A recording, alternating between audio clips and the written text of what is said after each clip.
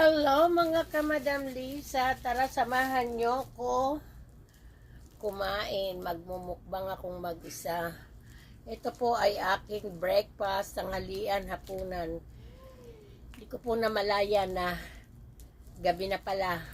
Ngayon lang po ako kakain dahil sa sobrang busy. Pabayaan ko na po yung pagkain ko. Masama pa naman sa akin. Kain po tayo. Binilihan po ako ng anak kong hipon na malalaki. So, niluto ko